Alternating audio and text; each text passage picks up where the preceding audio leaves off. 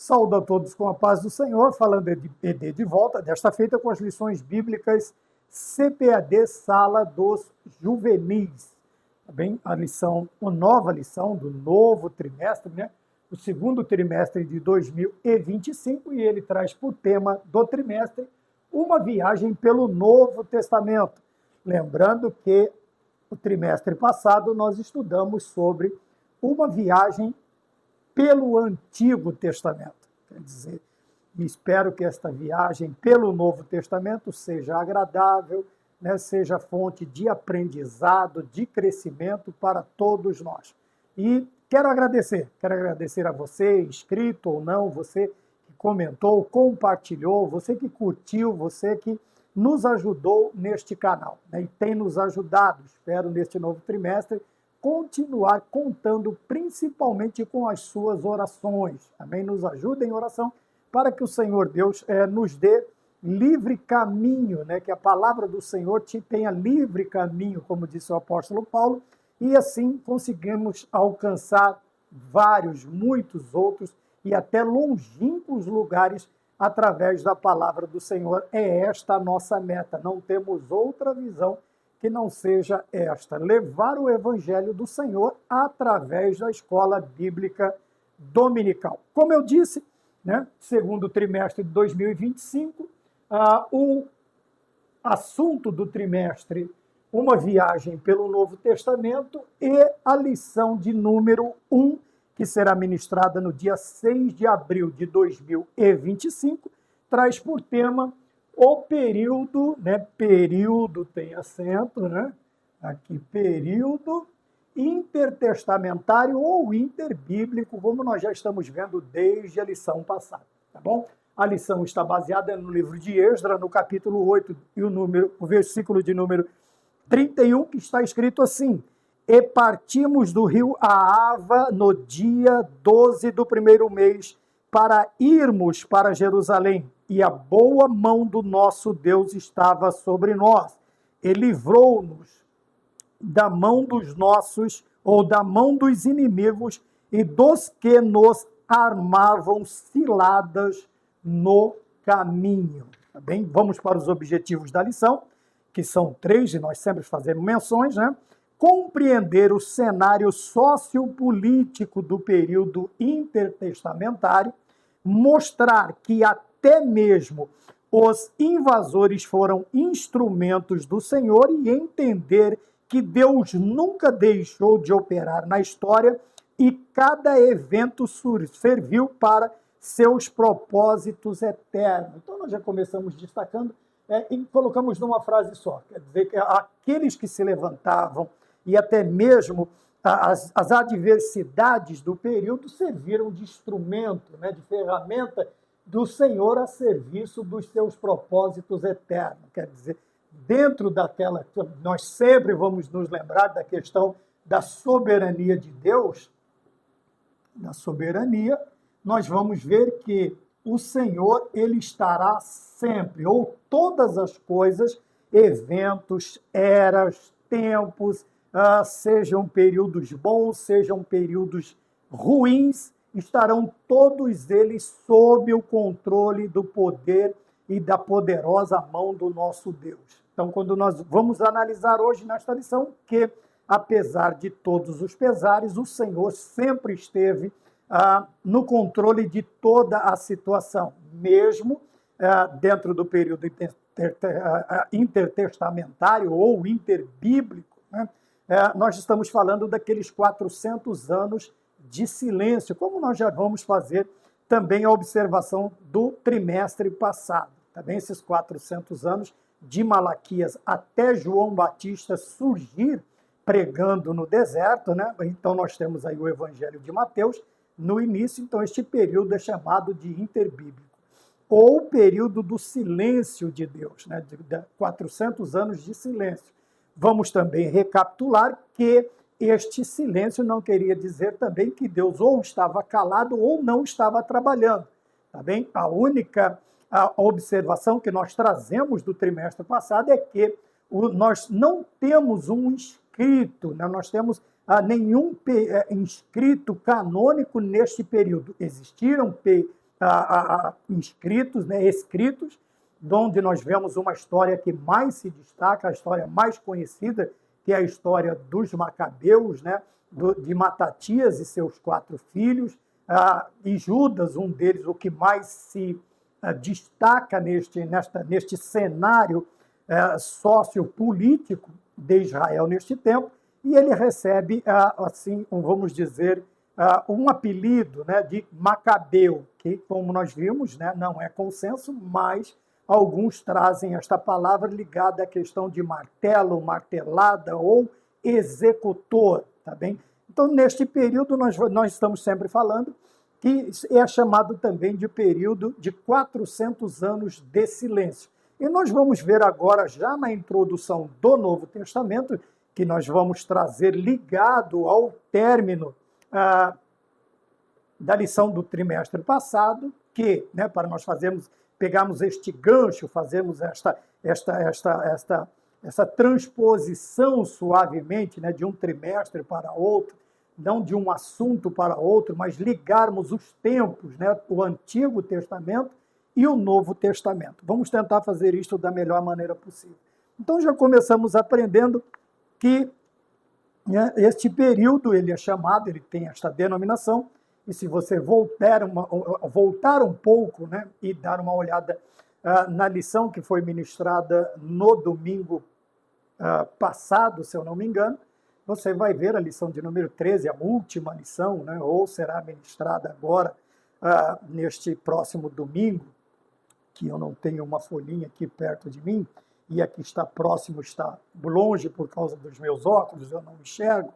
Então, nós vamos procurar fazer esta transposição, né, de um período para outro, tranquilamente, calmamente, trazendo tudo da melhor maneira possível. Então, nós vemos já dentro dos objetivos que, dentro deste período, apesar de ser chamado também de período de silêncio, esses 400 anos de silêncio, como nós falamos na lição passada, 400 anos de silêncio, o Senhor não ficou inoperante, não ficou calado, ele não ficou inerte, Deus continuou trabalhando.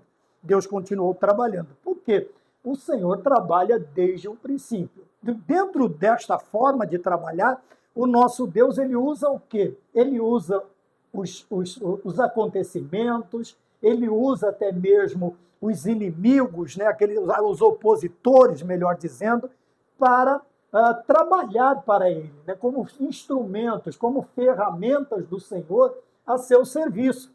Então, o Senhor Deus, veja, uma hora ele usa para abençoar, como nós vamos ver no caso da libertação, quando Amã se levanta para perseguir não somente Mardoqueu, mas todo o povo judeu, e o Senhor usa, né, o soberano, o rei do tempo, para auxiliar, a serviço dele, né, ele vai trabalhar para ele, libertando os judeus, ou permitindo, pelo menos, que os judeus se defendessem, e com isto, graças a Deus, o Senhor deu livramento ao seu povo, nós vamos ver neste período. Tá bem? E no decorrer, desde de serem levados, né, o reino do norte levado pela Síria, o reino do sul depois vai ser levado pelos babilônicos, mas tudo isso nós vamos ver. Ora, o Senhor usa a serviço dele como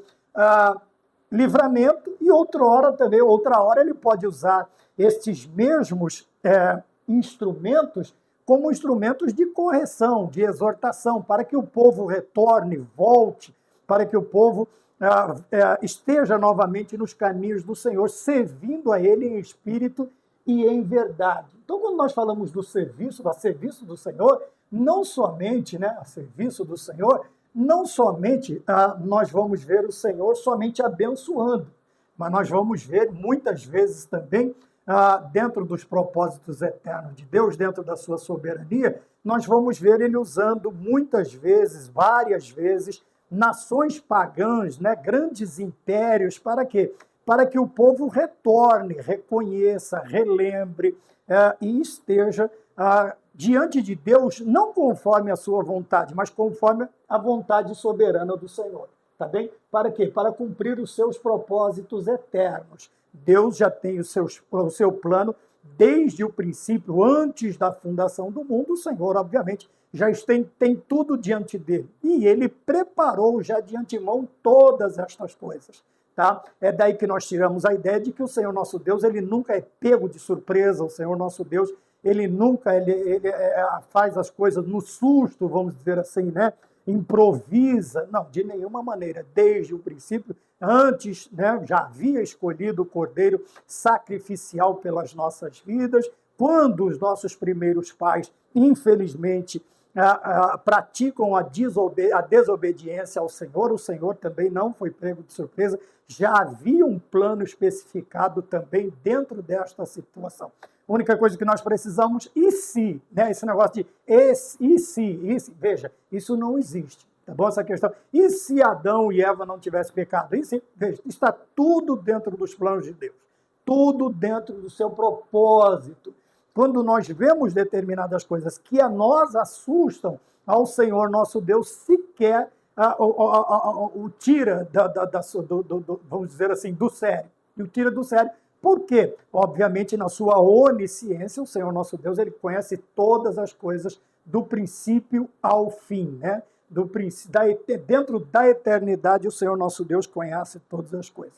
Então, nós vamos continuar falando, tá bem? Desculpa dobrar a lição aqui. Ela fica um pouco mais complicada, tá bem? E acabaram de chegar os livros que acompanham também as lições, né? Adultos e jovens, se você puder, né? Principalmente o senhor professor, é um auxílio muito grande, muito bom também, é uma extensão, é uma lição mais extensa, mais completa, né? Vai abordar o assunto mais abrangente para que nós possamos nos preparar, né, desde a segunda-feira, vamos aí aproveitando segunda, terça, quarta, quinta, sexta, sábado, domingo, nós estamos tranquilos para ministrarmos a aula. Não podemos deixar tudo para a última hora, como é costume de alguns, tá bom?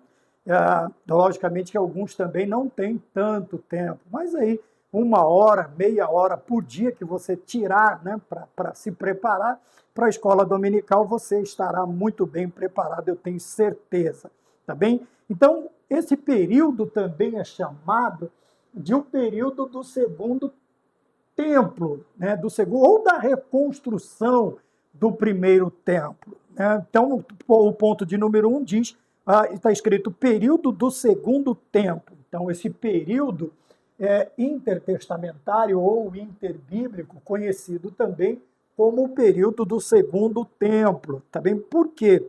Este momento ele tem 2 marcos muito importantes, né? Duas coisas, duas ocorrências, 2 ocasiões muito importantes. A primeira é o retorno de muitos judeus. Esse é o primeiro, né? Ciro, então, ele vai libertar, ele vai autorizar, né, ao povo. Vamos nos lembrar também que este retorno ele foi feito em 3 etapas, Zorobabel na primeira etapa, né, Esdras na liderança da segunda etapa, e a terceira e última etapa nós temos, então, Neemias na liderança da terceira etapa.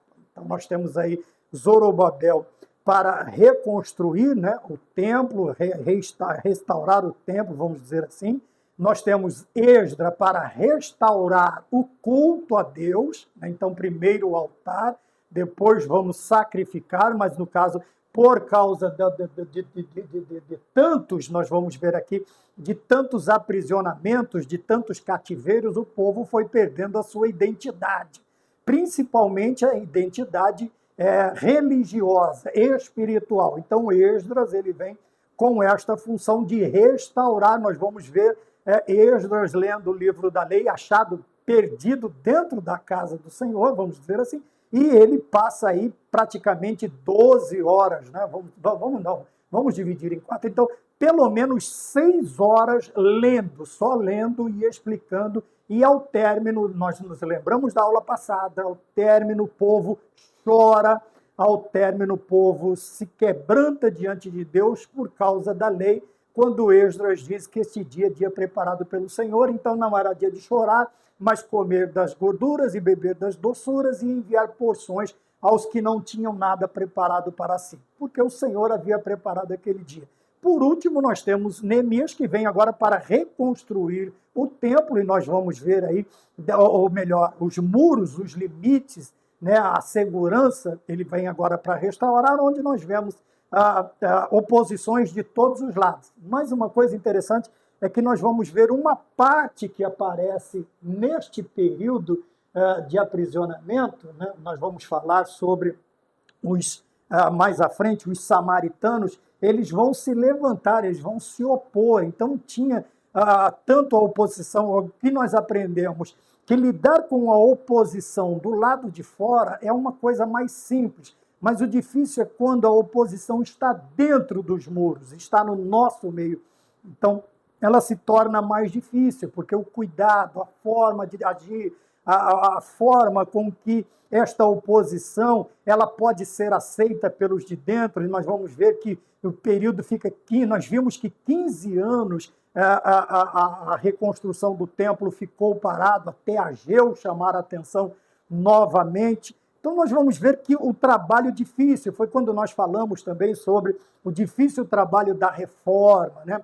Algumas pessoas gostaram desta ilustração, né? Por que é tão difícil? É daí que nós temos aqui muitos, por que não todos? Né? Por que não todos? Porque, veja, dentro deste período de aprisionamento, vamos falar só dos 70 anos, do cativeiro que começa lá na Babilônia, que começa na realidade com os assírios, depois Babilônia assume o poder, assume a relevância política como uma potência muito grande, mas nós vamos ver que o que acontece, algumas pessoas, muitos também se acostumaram à questão de viver como escravos. Como escravos, quer dizer, para eles estava bom, eles não precisavam, era só obedecer, era só fazer o que eles queriam e nós viveríamos em paz. Não é esta a ideia, logicamente, como nós vimos depois, a perseguição virá tanto para um quanto para outros, tá bem? A partir do momento em que você, mesmo estando em terra estranha, em lugar estranho, mas você quer viver piamente em Cristo Jesus, você vai padecer perseguições. Foi o que aconteceu. Então nós vemos aqui o primeiro marco é o retorno de muitos. E o segundo é a reconstrução do templo. Construção do templo, né? É fato que o templo, como construção, ele foi visto e ainda tem-se a ideia, obviamente ele não está lá, o general Tito destruiu, né, na invasão 70, no ano 70, Tito e general romano e o exército romano, eles invadem Israel, Jerusalém, eles colocam tudo abaixo, principalmente o templo. Por quê? Porque o templo ele é uma referência muito importante para o povo judeu. Veja que tudo que eles iam fazer precisava fugir, eles iam para o templo, precisava jurar, eles queriam. Chegou um período de jurarem pelo templo, né? Pelo templo. E nós vemos a ideia, a importância, a relevância que esta edificação traz, não somente religiosa, mas também nacional. Veja, é um marco nacional, por quê? Porque era um ponto de orgulho para os judeus, era um ponto de orgulho. Né, aquela questão de vir lá dos dois primeiros grandes reis, lógico que o primeiro rei foi Saul, mas os mais relevantes na questão religiosa, tanto Davi quanto o seu filho Salomão. Então, tudo isso faz parte, vamos dizer assim, de um orgulho nacional. Eu já disse, vou repetir, o judeu, quando ele vai falar alguma coisa, ele vai dizer, na minha veia corre o sangue de Abraão, corre o sangue de Moisés. Quer dizer, e ele vai se lembrar de tudo isto. Tanto é que até hoje, o que sobrou desta construção, que são os muros da lamentação, até hoje eles vão até lá fazer as suas orações. No cativeiro, eles procuravam um edifício cujas janelas ou a posição da oração estivesse voltada para Jerusalém, para o templo, né? Esta é a ideia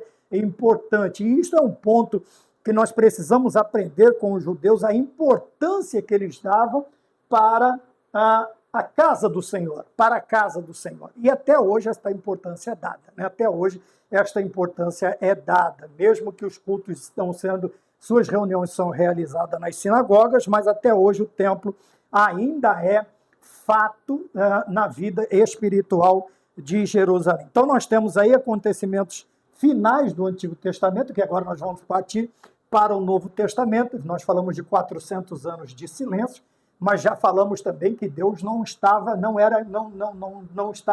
apagado, sumido, não era ouvido ou também não era buscado, né? Pelo contrário, foi um período em que o povo realmente buscou. Só que este processo para trazer o povo novamente para a presença de Deus, mais um retorno da maneira correta, dentro da vontade do Senhor, então o povo precisaria passar por este momento. Por isso nós dizemos que esses momentos, estes eventos, tanto os eventos quanto as nações ou os opositores, eles estavam a serviço de Deus. Eles estavam a serviço de Deus, tá bem? E nós vamos ver que este serviço ao Senhor, ele é sociopolítico,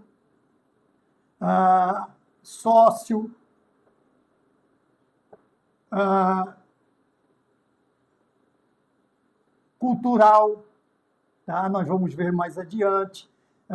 Deus trabalhando através desses momentos, tá bem? Então nós temos aqui também a infraestrutura,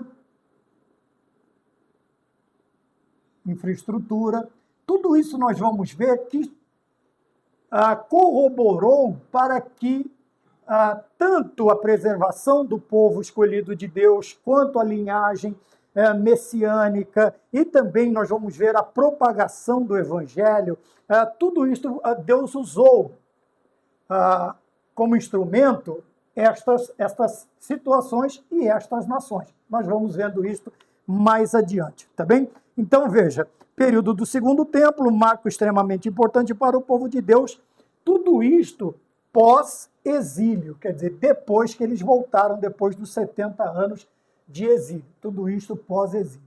Pós-exílio. Tá bem? Pós-exílio. Tá? Depois do exílio. Tá? Depois que eles voltaram para a reconstrução. Tá? Não vou relembrar, né? Os três momentos, eles voltam em 3 momentos, mas a questão importante aqui é que muitos, mas não todos. Não todos. Alguns estavam confortavelmente lá no mundo, né, vamos dizer assim, onde eles estavam morando. Se nós trouxermos para o nosso dia, por que muitos não voltam, não retornam para a adoração verdadeira e tal, para isso, para aquilo? Primeiro, porque estamos confortavelmente situados no mundo.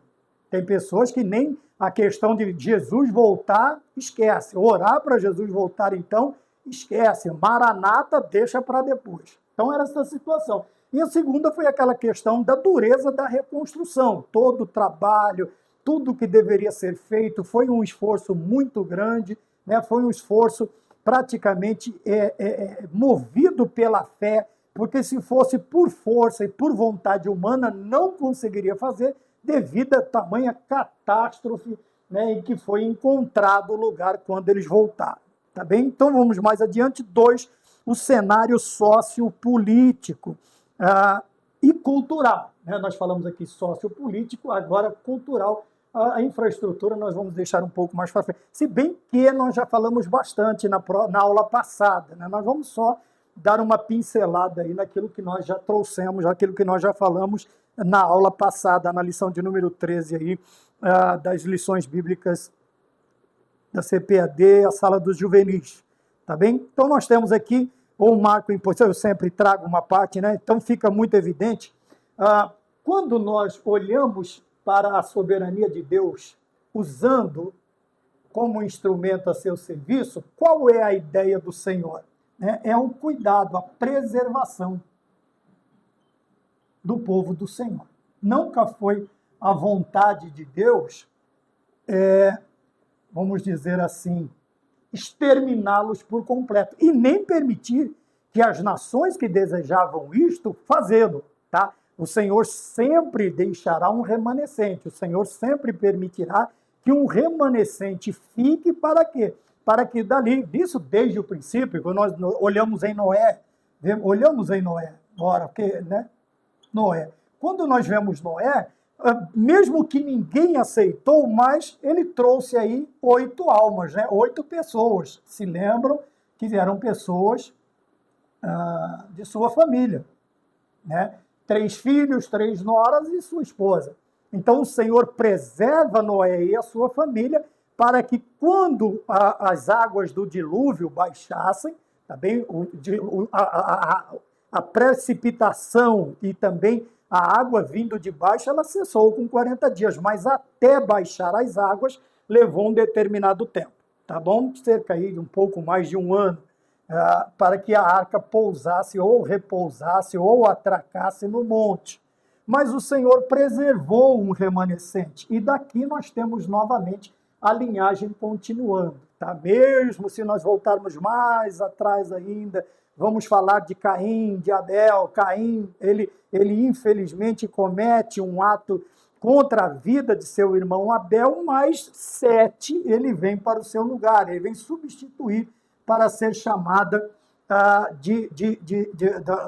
do povo de Deus, dos filhos de Deus, enquanto Caim, a sua descendência, é chamada de filhos do homem, tá?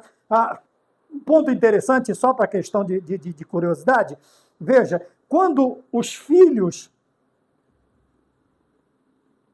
de Deus, a linhagem de Sete, olhou para as formosuras das filhas do homem, veja que ele não está falando de anjos, tá? Porque anjo é assexuado, anjo não reproduz, anjo não... Mas a descendência de Sete começa a se misturar com a descendência de Caim. Daí vieram os Enaquins, os gigantes, tá? Não tem nada a ver com anjo.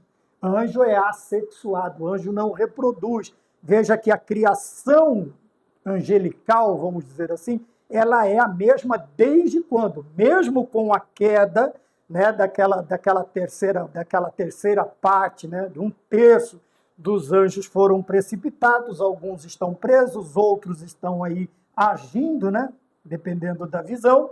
Então nós temos vemos aqui também a preservação. Veja que a geração de Sete é a geração justa, que é chamada de geração de filhos de Deus, tá bem? Enquanto que a de Caim é chamada de geração os filhos dos homens, tá bem? Então, só para curiosidade. Então, nós estamos aqui falando da preservação. Por quê? Veja, fica muito evidente o zelo do Senhor e o cumprimento de sua promessa de jamais destruí-lo inteiramente. Destruir quem? Ora, o povo de Israel, né? Os judeus. Vamos chamá-los de judeus. Não sei se é esta a designação correta, mas judeus, hebreus, né? A descendência de Abraão e assim sucessivamente. Então nós temos aqui um cenário sociopolítico e cultural.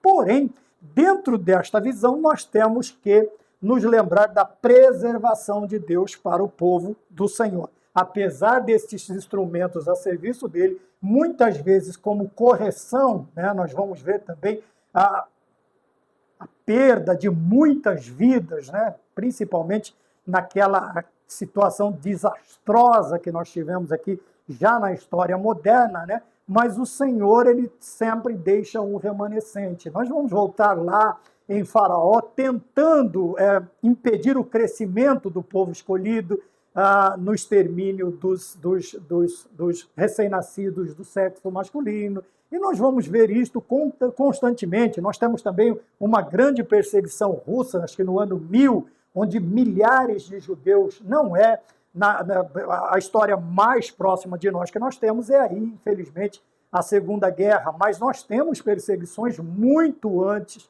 Isso nós estamos falando do povo judeu, tá bem? Então, acho que no ano 1000, se eu não me engano, muitos judeus foram mortos, exterminados pelos russos, né? Pelos russos. Infelizmente, não é o povo russo, não é o povo, é a política. Nós estamos falando de uma visão sociopolítica e cultural. Ninguém está difamando o povo em si.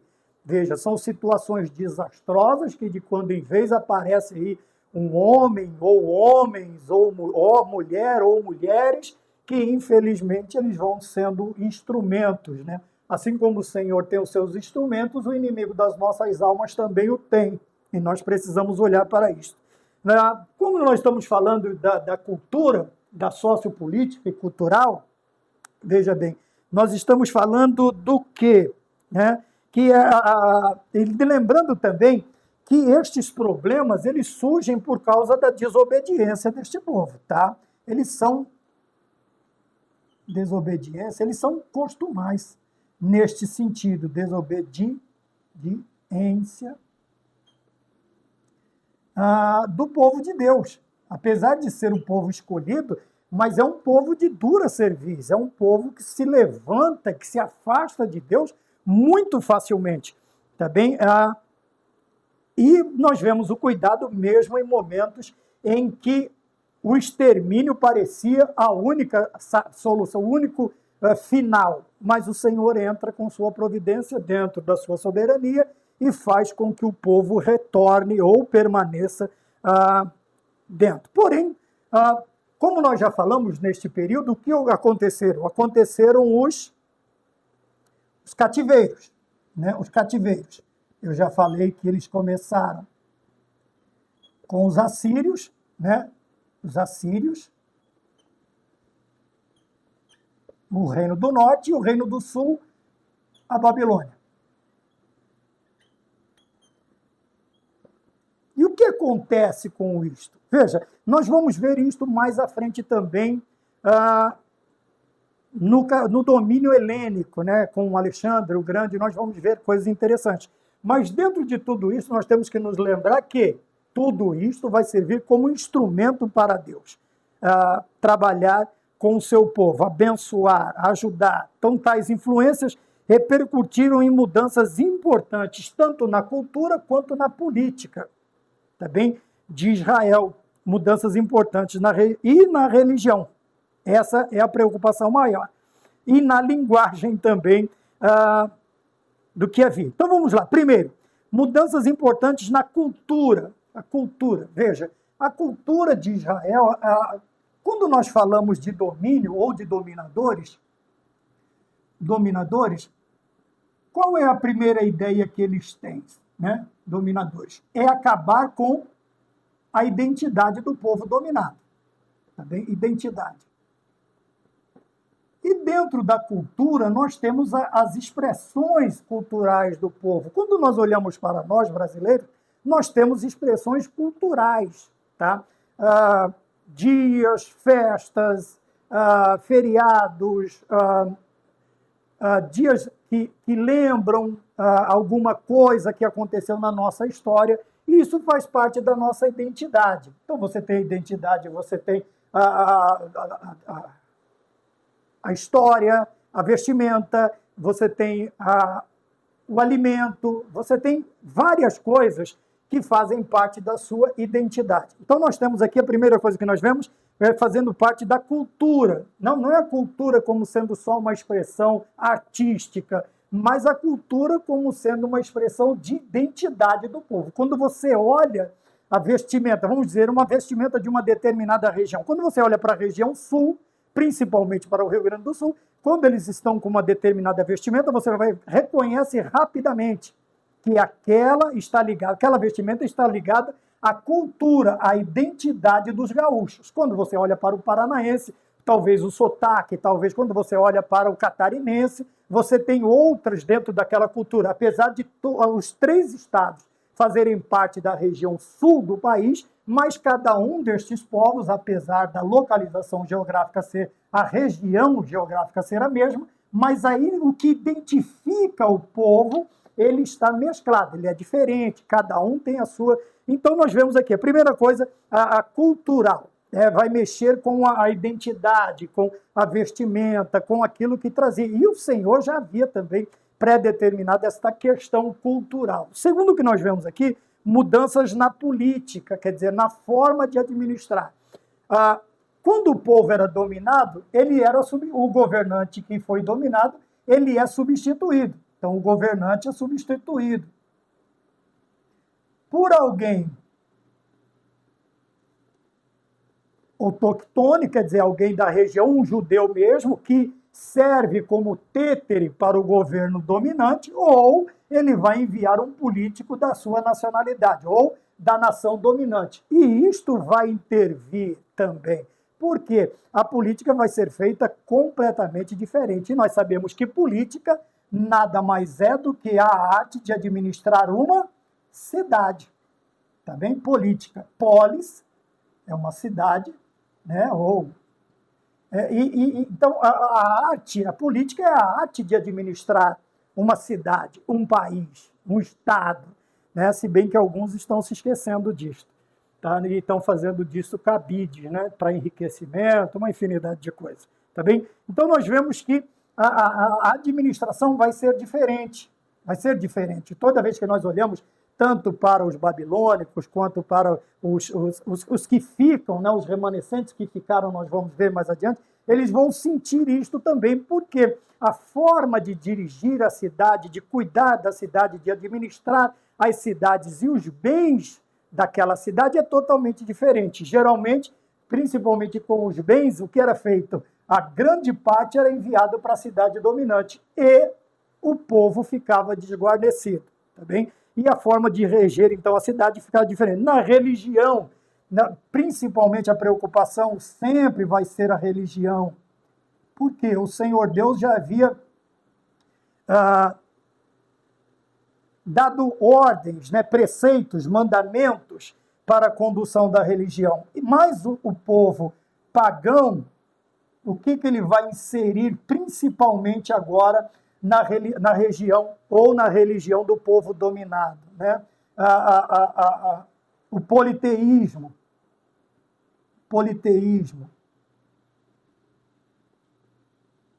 né? O paganismo, o politeísmo.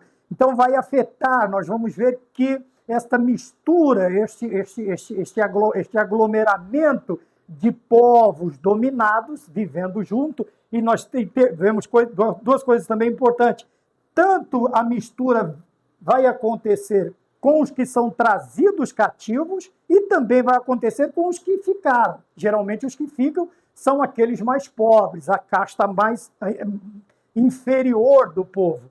Mas eles nunca deixaram de enviar também, vamos dizer assim, algumas peças importantes da nação dominante para a região dominada. Então, esta influência ruim, né, este acontecimento, tanto político como religioso, nós vamos ver que acontece também no lugar onde eles estão.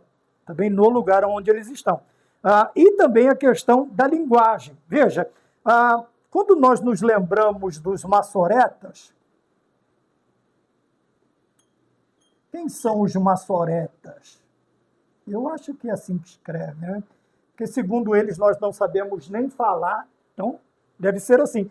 O texto maçorético, ele vem para quê? Devido aos constantes cativeiros, o que vai acontecendo? A mistura, o povo vai perdendo a pureza também do seu idioma, da sua língua. E os mais novos, por não terem tanto contato, por já estarem misturados, ou serem obrigados, como nós vamos ver em Alexandre o Grande, era uma das obrigações que ele impunha sobre os seus povos dominados, que era aprender a cultura helênica. E isto já vem antes, muito antes, desde o princípio. O que acontece com isto? Os mais novos eles vão perdendo as características, principalmente quando nós observamos a dificuldade do hebraico. Por quê? O hebraico ele não tem vogal, ele é constituído, até aqui, ele é constituído só de vogais. Aleph, Bet, Gimel, Dalet, Rei, Vav, Vav. tal, 23, tá bom? 23 seria 22, mas o Shin e o Sim, então fica 23, tá bem? Estes aqui, eles vão introduzir o quê? O A, o B, o C, o A, o E, o I, o O e o U, né? São 5 vogais, então vai... e agora, né, da onde você tem... vamos lá, aqui, você tem Iavé. Aí, quando você coloca as vogais, fica Iehova, né? Da onde vem Jeová. Porque, da onde vem? Tá? Estou dizendo, da onde vem? Porque com o acréscimo... Então, vamos voltar ao importante. Por que no idioma, tá? Por que no idioma influenciou? Por causa de tantos cativeiros, os mais novos agora, eles não conseguem ler o hebraico, vamos chamar de hebraico puro, original. Eles não conseguem ler. Para isto, então, para facilitar ou para trazer esta parte mais nova para a cultura, para a identidade, e esquecer veja, no Brasil, interessante no Brasil, vamos lá, nós temos os nipônicos, os japoneses. E você vai chegar, principalmente aqueles mais antigos, você nunca vai vê-los conversando em português. Eles vão estar usando a sua língua materna, né? Eu me lembro também que minha mãe falava que meus avós, né, os pais dela, o pai e a mãe, eram espanhóis, de Granada, do sul da Espanha. Então, quando eles precisavam conversar algo, discutir alguma coisa, não discutir, mas discutir algum assunto que não era pertinente às crianças ou aos filhos, eles conversavam na sua língua materna. Apesar de conhecer um pouquinho de alguma coisa, mas não era tudo, não dominavam o espanhol, o castelhano, vamos dizer assim. Então, eles conversavam ali a sua língua materna. Isto é uma forma também de preservar a cultura, a linhagem, para não perder de tudo. Eles estão num país estranho, vamos dizer assim, eles vieram, uma grande parte veio por causa da Segunda Guerra, e aqui eles vão, se eles não passarem, os primeiros que chegaram passaram para os filhos passaram para os seus filhos, e assim sucessivamente, com certeza a língua vai ser uma língua morta, extinta. Por quê? Porque não houve continuidade. Então, aqui a preocupação dos maçoretas era que as pessoas... Isso é uma parte da explicação, não estou dizendo que eu estou certo, tá bem? Eu estou falando de algo que eu aprendi, tá? Não é também a minha opinião, mas eu aprendi assim, tá bem? Então, nós temos aí... e a linguagem, como nós dizemos, do que havia sido o reino de Israel. Tá? Então, nós vemos as influências do cativeiro. O que acontece quando nós permitimos, né,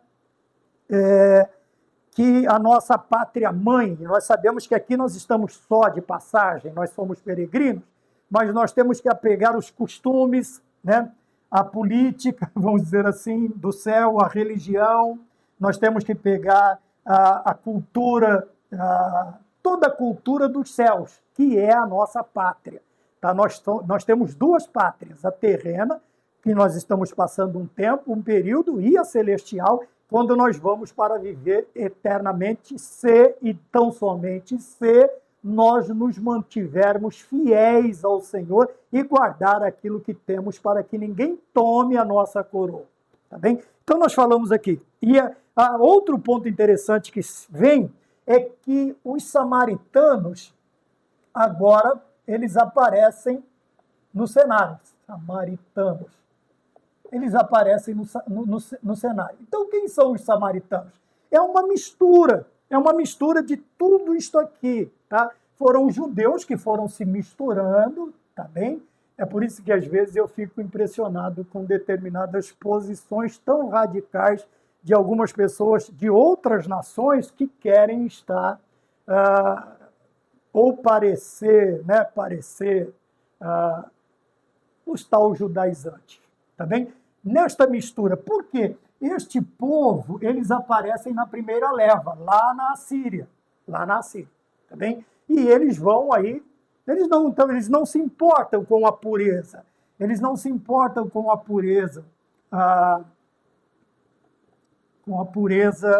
de identidade. Eles vão se misturando. A primeira mistura que nós vemos, e uma das principais, é o casamento. Por isso que a Bíblia fala de um julgo, né? De um julgo desigual. Alguns não aceitam, outros não. Mas veja, através do casamento, nós temos agora uma mistura. Talvez o judeu ou a judia casasse com o quê? Com um assírio, com um egípcio, com isto, com aquilo. E isto foi trazendo. O que acontece com isto? Obviamente, os filhos eles vão ficar no meio de uma batalha principalmente religiosa. Tá bem? Principalmente religiosa. Por quê? O pai quer que o filho siga a sua religião e a mãe quer que o filho siga a sua religião. Tá bem? Haverá conflitos de muitas maneiras, não somente. Mas eu vou pôr como ponto principal aqui, nesta questão da pureza de identidade, o casamento, a união. Tá bem? E também você vai ter sociedades, tá? Sociedades, e nós sabemos que em toda sociedade alguém vai agradecer ao seu Deus, e o outro, um agradece ao Deus dele e o outro do outro. E quando, né, nós nos misturamos também desta maneira, no casamento, nas sociedades, nas amizades, então nós precisamos tomar cuidado, porque as más conversações corrompem os bons costumes, tá? E isto está tanto nas sociedades quanto nas amizades. Então nós precisamos tomar cuidado neste sentido, tá? Então, sociocultural, judeus e samaritanos, é observada ainda nos evangelhos. Ponto 2.1, paganismo em Samaria, tá bom? Obviamente que sendo levados, como eu disse aqui, foram levados cativos, e os que não foram receberam a visita de outros povos. Outros povos passaram a habitar o Reino do Norte. E com isto, a mescla, né, o politeísmo, o paganismo, ele vem para fazer parte do Reino do Norte lá na Síria. Tá? Mas o Reino do Sul também vai sofrer as suas consequências de sua desobediência. Tá bem? Então, vamos lá, nós já falamos bastante sobre isso também na lição passada. Samaria mergulha em costumes e religiões politeístas. E isto é uma estratégia de guerra. Tá? Isso é uma estratégia de guerra. Venceu, é dominado. E a primeira coisa que eles vão fazer a longo prazo é fazer com que aquela nação dominada ela perca a sua identidade. Tá? E quando nós falamos de identidade, nós estamos falando de identidade política, cultural, religiosa, linguística, uma infinidade, tudo aquilo que faz parte todas as características daquela nação, ela vai se perder, tá bem? Obviamente. E neste surgimento, né, dos samaritanos, no ponto 2.2, nós vamos ver que agora eles passam também a fazer oposição. Tá? Eles não somente nascem ou surgem de uma mistura, mas eles também vão se opor agora. Né? Não se sabe se por rixa, se por contenda, ou porque eles assimilaram tanto a cultura dos outros, que agora eles vão se opor à cultura da sua própria cepa, da sua própria raiz, tá bem? Que é o monoteísmo judaico. Nós sabemos que o judeu há um só Deus, assim como nós, porém, nós acreditamos também na Trindade. Tá? É um ponto para outra, já tivemos esta análise em outras vezes. Então, veja, no contexto, entra em cena novamente os samaritanos, tentando atrapalhar a reconstrução. Então, agora nós já vamos para o período em que Ciro dá autorização para o povo. Então, agora os samaritanos vêm como oposição para a reconstrução,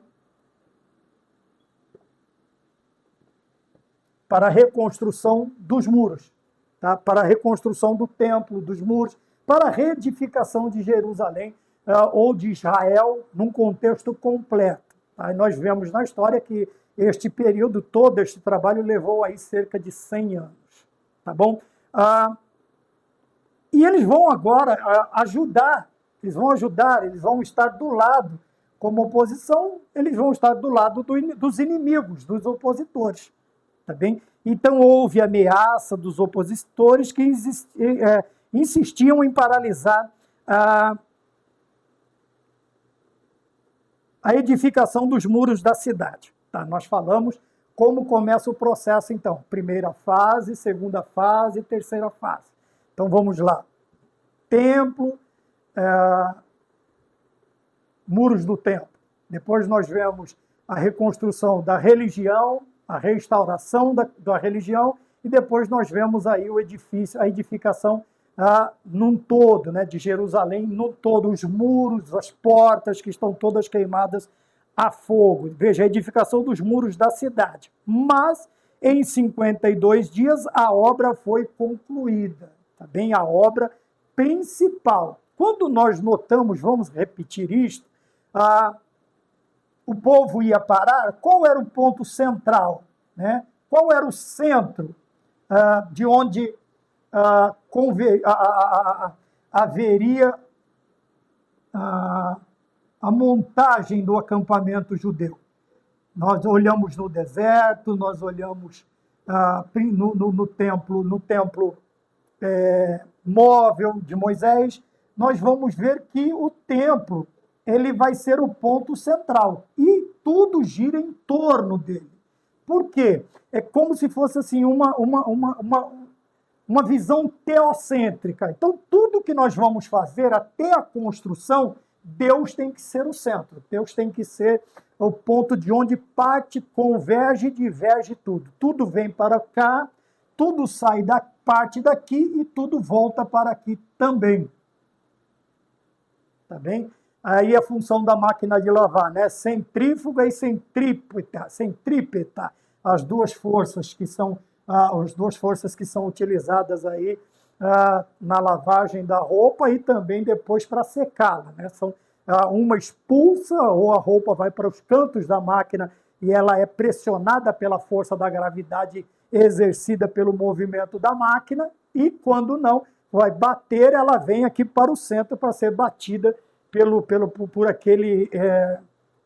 por aquela peça da máquina de lavar, né? Por aquela peça da máquina de lavar. Então nós vemos que aqui Deus sendo o centro de todas as coisas, as ordens partem e o desejo do povo vem para dentro, tá bem? Então uma visão teocêntrica, tá? Quando nós olhamos isto.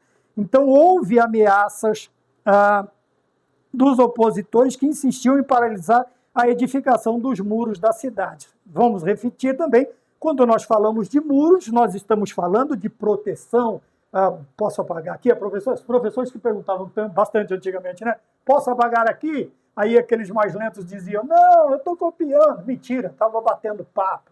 E agora está tentando atrapalhar a aula. Não é o caso de vocês, por favor. Eu só estou lembrando aí do maravilhoso tempo de infância em algumas áreas.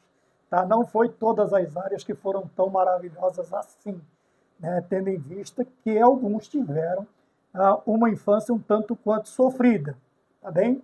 Mas, contudo, porém, entretanto, em tudo nós vemos o trabalhar de Deus como acabamos de apagar aqui. Tá bem? Então, nós estamos falando sobre a questão dos muros da cidade. E quando nós estamos falando de muros, nós estamos falando de proteção.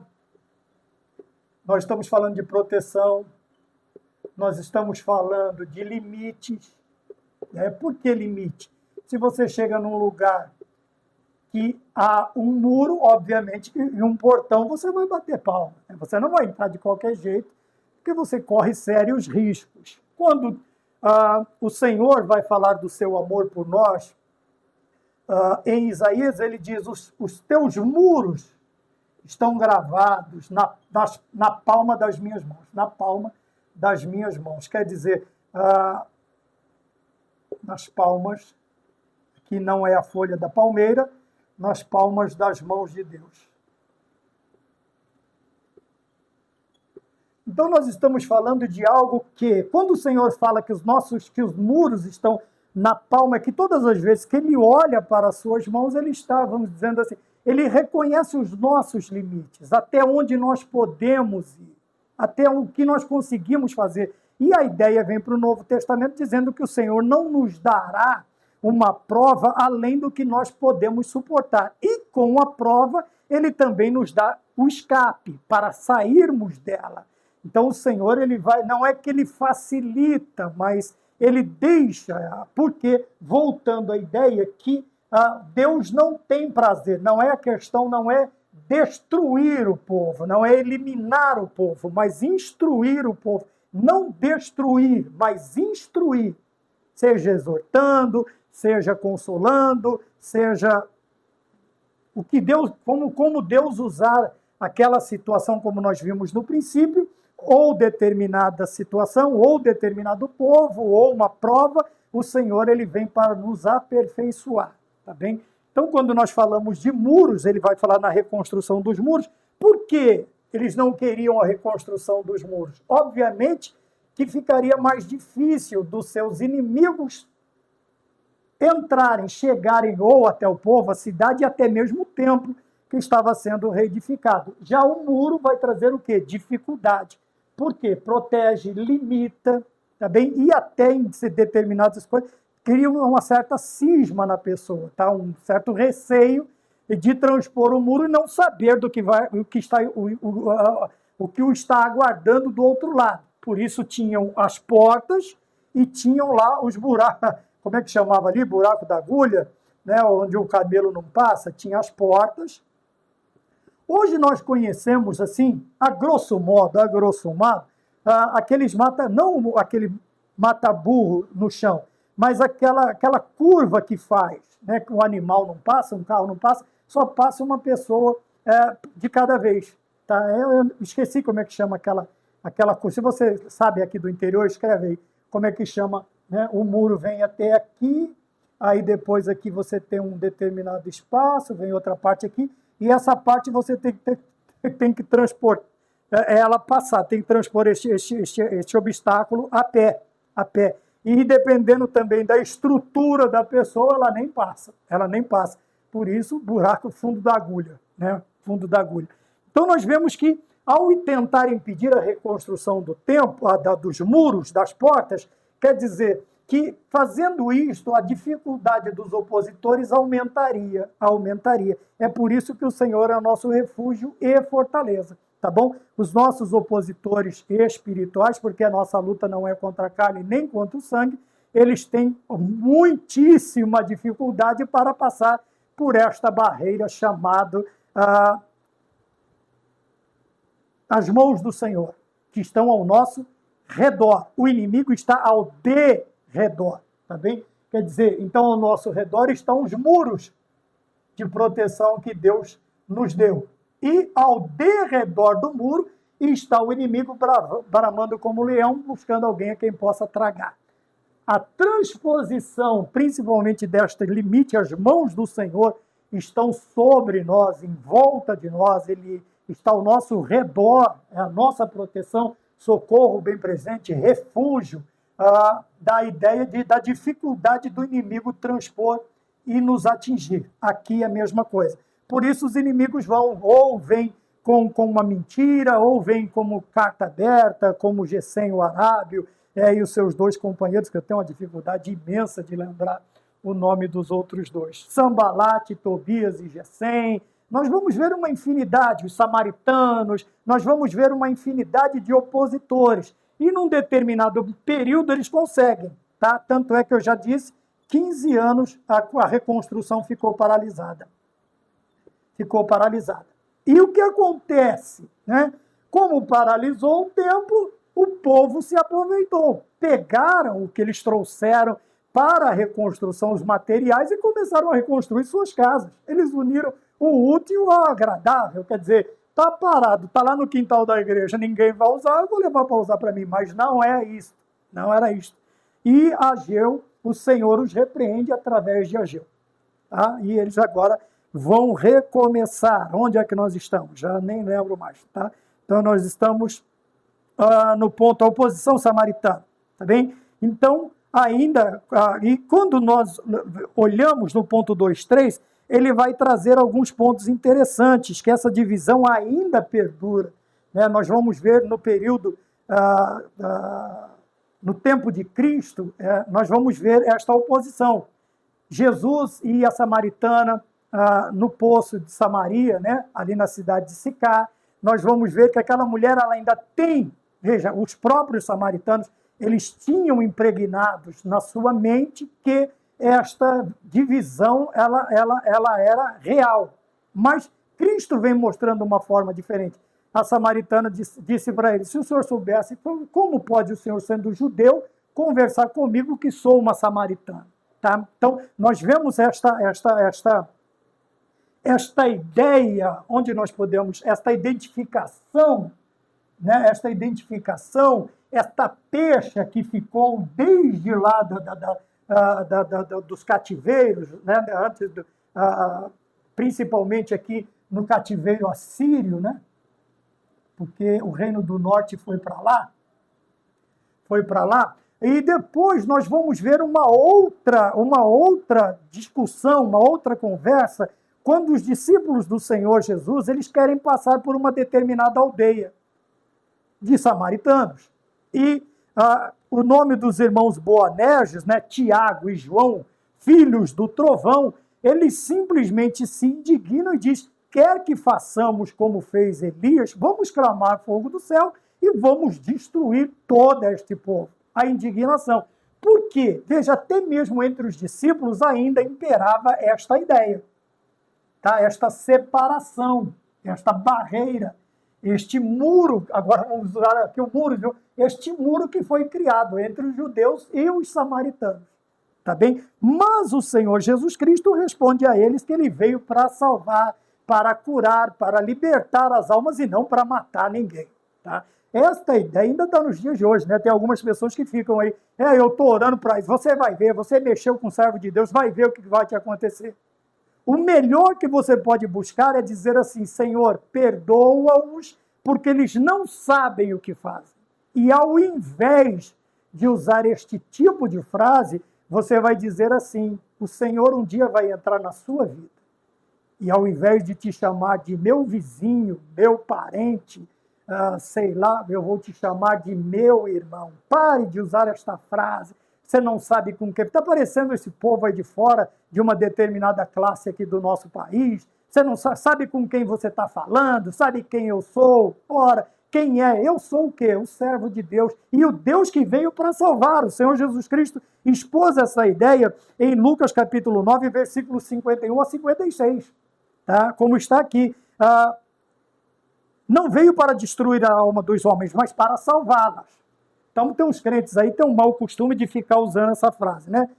Eu vou orar por você, né? Vou orar para você. Ninguém ora para mim, a gente só ora para Deus, tá? Ora para mim. Não, eu não posso orar para você. Eu oro para Deus por você. Eu oro por você. Eu te ajudo em oração. Tá? Então vamos corrigir as nossas frases também, né?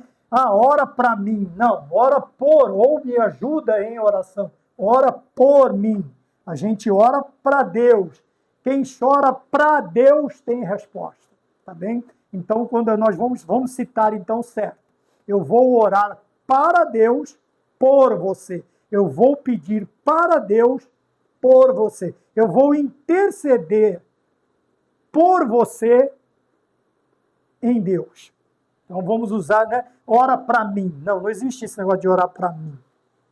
Então nós falamos aí desta rixa que tem. E o Senhor, veja como o trabalhar de Deus é diferente, o pensar de Deus é diferente do nosso. Quantas vezes o Senhor Jesus usou exemplos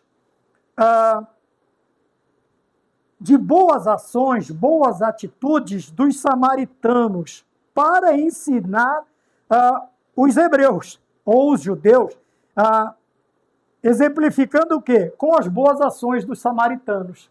Tá? Então o Senhor, veja que ele trabalha de uma forma completamente diferente da nossa.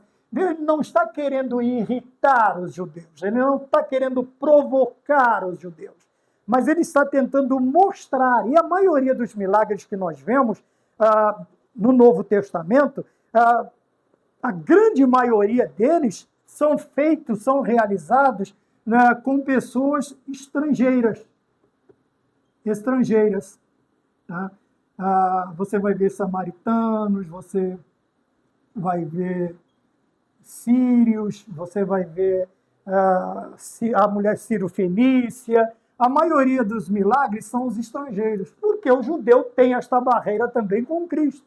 Não por causa da questão de mistura, disto ou daquilo, mas porque eles não aceitavam Jesus Cristo como Messias. As declarações do mestre, aí sim incomodavam muito eles, tá? Quando se dizia, quando ele declarava que ele era o filho de Deus, que ele viu Abraão fazendo determinadas coisas, cavando poço. Como pode? Você não tem 30 anos, você não tem 35 anos, como é que você viu Abraão? Né? Então, antes que ele existisse, eu sou. E estas declarações, elas foram criando esta barreira, né? E os estrangeiros era mais fácil. Aos estrangeiros era mais fácil crer na pregação de nosso Senhor e Salvador Jesus Cristo. Tá bom? Então, nós falamos aí sobre a oposição não só dos samaritanos, né, tanto do surgimento, relembramos o surgimento dos samaritanos, e que não deixam de ser judeus, mas eles têm esta mistura, tá? Desde lá do princípio destes cativeiros. Então, nós falamos sobre isso. E o Senhor Jesus Cristo, obviamente, ele vem para derrubar barreiras e ele usa os estrangeiros, principalmente os samaritanos, para trazer bons exemplos para os judeus. E isto não era a intenção do Senhor Jesus, mas irritava muito os judeus, principalmente a classe dominante, né? Sacerdotes, sumos sacerdotes, fariseus, e assim por diante. Tá? Ponto de número 3, os invasores como instrumentos de Deus, como nós falamos. Tá? Então, os dominadores, vamos manter esta parte aqui, vamos usar esta e eu vou pagar essa, nós já estamos acabando, tá bem? Fiquem tranquilos, já estamos terminando. É que eu tenho por mau costume, eu não consigo abrir uma porta e não voltar para fechá-la. Isso eu estou falando na questão eclesiástica, eu não consigo fazer, eu tenho que voltar, porque senão não consigo ir para adiante. Eu tenho que voltar e fechar aquela porta que eu abri, tá bem? Então, os invasores agora como instrumentos de Deus, né? Aqui. Agora aqui não mais como modificadores, mas como colaboradores de Deus. No que eles colaboraram? Colaboradores. Tá bem? Nós vemos isto constantemente. Veja que os egípcios, de outra forma, se nós olharmos assim, de outra forma, Israel não conseguiria expandir tanto numericamente falando. Mas quando José traz o seu pai e mais 70 almas com ele, ele sai de lá cerca de 2 bilhões ou mais de pessoas de dentro do Egito.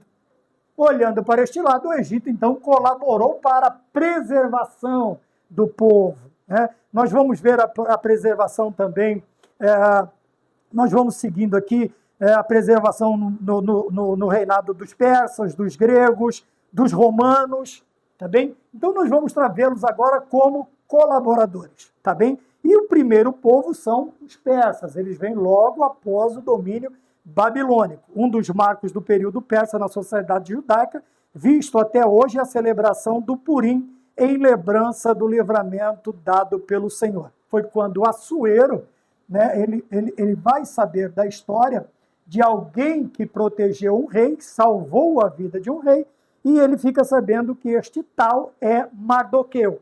Tá? Mardoqueu está lá, Assuero, então nós temos aqui na história Assuero, nós sabemos que o personagem, vamos falar o personagem principal é a prima dele, né? E Mardoqueu, porque foi Mardoqueu quem ficou sabendo, né? Quem ficou sabendo do plano para tirar a vida do rei. E, veja, Assuero, ele dá uma ordem, mas como ele já tinha dado uma ordem para Amã, e ele não podia mudar, revogar uma ordem, então o que ele fez? Ele criou outra ordem de que os judeus podiam se defender. Aí ficou fácil, né? Aí ficou fácil, tendo em vista aí que quem está batalhando, quem está lutando conosco, maior é o que está conosco, Eliseu disse, do que o que está com eles. Eis que estou convosco todos os dias até a consumação. Ficou fácil, ficou mais fácil, muito mais fácil. Né? Quando Deus entra em cena, quando nós permitimos ou quando nós, não é que nós damos acesso a Deus, quando nós confiamos em Deus para batalhar as nossas batalhas, esta luta não é mais vossa, agora vocês não terão que batalhar contra os egípcios, esta luta é minha, ficou muito mais fácil, tá bem? Então nós vemos aqui que uma das colaborações, e ela é comemorada até hoje, a festa do Purim, que é a questão do livramento, né? Agora a sorte foi mudada. Qual era a sorte antes da intervenção de Assuero, antes desta intervenção? Então a sorte era a morte. O destino era Amã ter sucesso com a sua forca. A sorte foi mudada e agora qual é a sorte? É a vida. Porque nesta peleja não tereis que pelejar. As Sagradas Escrituras nos ensinam. Então, os persas, eles contribuem para a preservação do povo nesta questão aqui. Tá? Esther, né? Eu sempre confundo Esther com... quando Assuero, ele tem por esposa a Esther. Esther mesmo? Se estiver errado, desculpa. Eu sempre confundo elas duas. Tá? De estrela, né? A rainha de estrela, Esther, rainha em hebraico, ou estrela, quer dizer, em hebraico. Né? Então nós temos, fora outras, mas a principal contribuição dos persas foi aqui a questão Assuero, defendendo, entrando nessa questão de Amã contra Mardoqueu, contra os judeus, tá? E o Senhor providencia este casamento para que a preservação do povo do Senhor aconteça. Senão, com certeza, eles seriam exterminados ali. Os gregos, tá? Além de... Lembra, no início eu falei da obrigatoriedade de Alexandre, todos os povos dominados conhecerem a língua grega, o grego. Então, o grego, até o início de 333 a.C., até o início da dominação romana em 63 a.C., o povo todo foi instruído dentro da cultura helênica. Tá? Helênica. E dentro desta cultura estava principalmente o quê? O conhecimento. Tendo em vista que Alexandre também foi discípulo de um dos maiores filósofos do seu tempo. Tá bem? Então, ele colocava isto como obrigação. Tá? E quando nós vemos o Novo Testamento começando, veja que se torna muito mais fácil a propagação do Evangelho, porque todo mundo dominado fala grego. Tá? Apesar de que, quando vem o Senhor Jesus Cristo, o verbo se faz carne, já estamos dentro do domínio romano. Tá bem? Porém, a cultura, ela permaneceu. Porque ficava tudo mais fácil. Você ia na feira, você ia no mercado, você falava com um governante, você falava com outra cidade e todo mundo falava o mesmo idioma. Não tinha problema, não precisava se preparar, tá? Que nem hoje, nós precisamos aí ser bilíngues, trilíngues, poliglotas, sei lá, alguma coisa nesse sentido. Aqui não tinha este problema. Porém, veja, a outra contribuição deste período são os 72 judeus, no caso na lição, os 72 judeus, que fazem o quê? Eles se reúnem, eles se reúnem para traduzir do hebraico,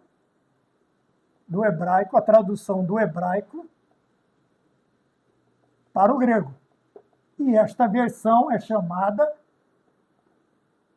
de Septuaginta. Septo, né? Quer dizer, a versão dos... falta um N aqui. Septuaginta. A versão dos 70. Então, temos 72 ali. Esta é uma contribuição muito importante. Muito importante. Por quê? Porque daqui nós temos, então, aqui é hebraico, aqui é um A. Né? Ao vivo é mais difícil. Também para o grego, tá? Chamado de Septuaginta. Então, dentro desta cultura, deste período, os gregos eles contribuem o Senhor Deus usa estes dominadores, tá, como instrumentos, como ferramenta para, como nós dissemos no início aqui, para instrumentos do Senhor, para servir os seus propósitos eternos. Então, nós precisávamos desta versão das Sagradas Escrituras, que vai dar origem aí agora à parte do Novo Testamento, a segunda parte, que, né, depois do período intertestamentário, que vem do Antigo Testamento para o Novo Testamento, ou a Escritura neotestamentária. Aí você pode dizer, mas tem alguns pontos que é escrito em aramaico. Então, mas são alguns pontos. Majoritariamente, a escrita do Novo Testamento é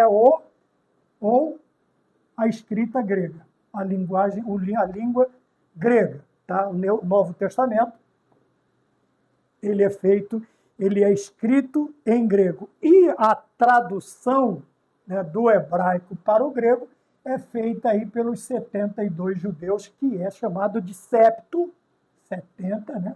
7, 70. A versão dos 70, Septuaginta. Tá bom? Então nós vemos aí, sob esta influência, o idioma falado pelos judeus passou a ser o grego. Não só pelos judeus, mas todo o povo dominado por Alexandre o Grande ou pela Grécia eram obrigados a falar o grego. Por isso era muito fácil, né? A transmissão do evangelho, o evangelizar ficou muito mais fácil. Por quê? E nós temos agora o domínio dos romanos, tá bem? Além de, nós temos a estrutura criada pelos romanos, pavimentação, esgoto, iluminação, se bem que num determinado período foi terrível, que eles usavam os cristãos para iluminar, né? Principalmente Nero. Ele vai colocar cristãos uma das formas, né, de tentar impedir o avanço ou extinguir o cristianismo. Alguns irmãos serviram a Deus como tochas, né, para iluminar, principalmente, se não me engano, chama Via Ápia, né, a via principal ali.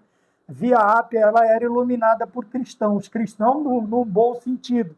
Os cristãos, eles eram banhados em um determinado piche, né? E à noite era colocado fogo nestes cristãos. Quando nós assistimos este filme novo de Paulo, você vai ver esta ideia lá no filme também. Tá? Então nós temos isto, mas principalmente, veja, César Augusto, ele coloca também uma obrigatoriedade. Qual é? O censo. Cada um que fosse fazer ou participar do censo, que é a contagem, né? Você vai saber a região, o número de pessoas na família, onde a pessoa está agora, tal. Esse censo agora passou a ser obrigatório o quê? Cada cidadão fazer o censo na sua própria cidade. Ou no seu lugar de nascimento, na sua naturalidade, né? É naturalidade que fala? Natural, né? Nacionalidade Brasil, naturalidade São Caetano do Sul. Então vamos lá.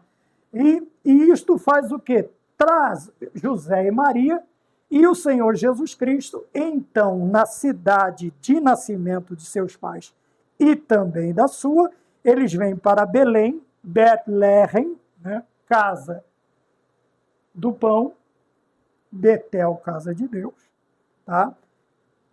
Ou Bait, como o judeu. Eu gosto de assistir filmes. Procure assistir filmes ou séries, se forem estrangeiras, principalmente se for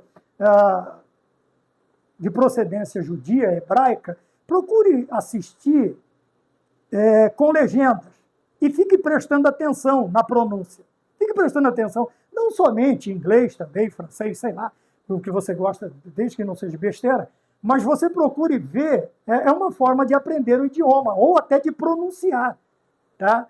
Então, eles têm o costume, bait, casa, bait, né? Eles falam mais ou menos assim, parecido com isto. Desculpa aí os judaizantes que vão falar que a gente não sabe nem falar. Tá bom, mas pelo menos a gente está tentando fazer alguma coisa, né? Melhor do que criticar. Mas se bem que esta é a função do crítico, é melhor criticar uma boa ação do que copiá-la, né? Então nós vemos aqui que ele faz esse sistema e todos têm que se alistar em sua própria cidade. José e Maria então vêm para Belém e Jesus nasce em Belém, cumprindo a profecia de Miqueias, no capítulo 5, versículos 2 e 3. Né? O Senhor está na manjedoura. Veja, outra boa influência, tá? Ou quer dizer, os invasores, os dominadores como instrumentos de Deus, tá bem? Como instrumentos de Deus. Então nós vemos aí os persas, os gregos e os romanos, tá?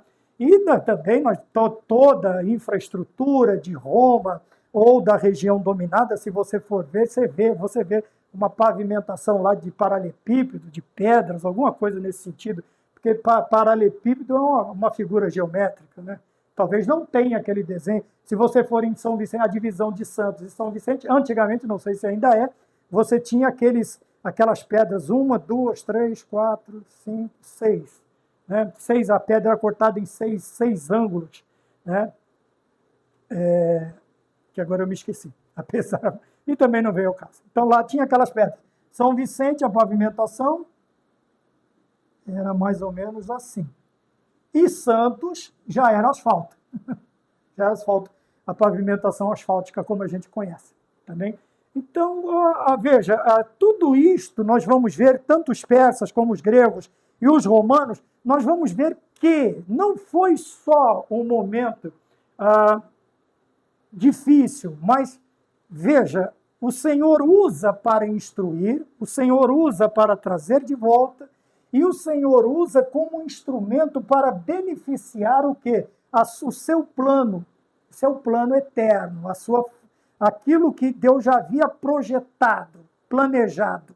Então, quando nós olhamos desta maneira, nós vamos ver que o Senhor soberanamente conduz a história, não somente do seu povo escolhido em Abraão, não somente da igreja nascida em Cristo Jesus, mas todo mundo é dominado pelo Senhor para que os seus planos sejam levados a bom termo, segundo a sua vontade. 4, o silêncio de Deus. E último, né, nós temos aqui, Deus não deixou de se manifestar na história, como podemos ver até o mesmo os acontecimentos que sucederam. Então nós vamos vendo Deus trabalhando. Deus não dorme, Deus não cochila, Deus não vacila, não tarda e nem falha.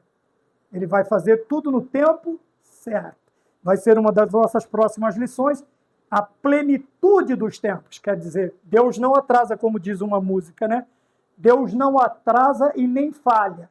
Tá? Deus sempre chega no tempo dele, no tempo certo. Nós é que somos aversados demais, né? Queremos as coisas muito rápidas. Através da história, veja, vamos voltar ao princípio, eu falei alguma coisa no início, mas vamos só recapitular para nós encerrarmos. Então nós vemos Deus atuando, mesmo sendo um período chamado também de período do silêncio de Deus, tá? Como nós dissemos no começo, Deus ele permaneceu trabalhando e também falando. Tá? Este silêncio se dá, como eu já disse, por não haver nenhum escrito importante ou canônico neste período. Houveram, como eu já disse, escritos neste período, que são chamados, né, de espúrios ou deuterocanônicos, por causa da Igreja Católica e a Ortodoxa, que é uma linha do catolicismo. Fora isso, tanto é que não fazem parte da nossa versão bíblica, da nossa tradução.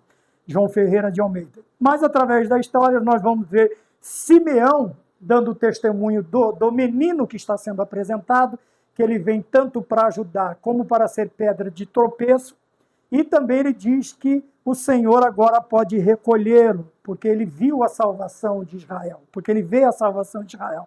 Junto com ele está a profetisa Ana, que fica viúva muito nova, quase na juventude, vamos dizer assim, e agora com octogenária, ela está servindo, ela não se aparta, ela não se afasta do templo servindo ao Senhor, e é ao título profetiza. Nós temos Zacarias, pai de João Batista, que foi sacerdote, e a esposa Isabel, que vivia irrepreensivelmente em todos os mandamentos e preceitos do Senhor, no versículo 6, dentre outros. Concluindo, Deus nunca deixou de operar ou de se mostrar forte para com aqueles cujo coração é perfeito para com ele, segundo Crônicas, capítulo 16 e o versículo de número 9, tá bem? Então, a ideia de que Deus não dorme, não toscaneja, Deus não tarda, Deus não falha, Deus não fica em silêncio, Deus não dorme lá em casa.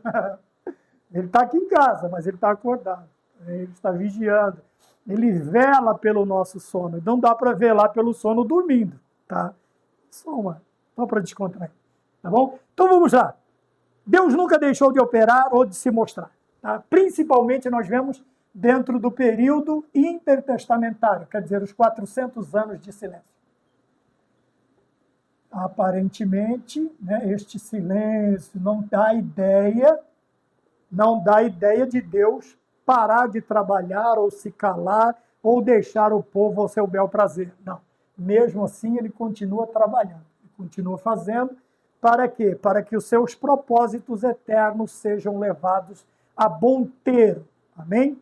Então, que do Senhor Deus nos ajude e até a próxima aula, aula de número 2, se Deus quiser. E todos fiquemos na paz do Senhor Jesus Cristo. Amém.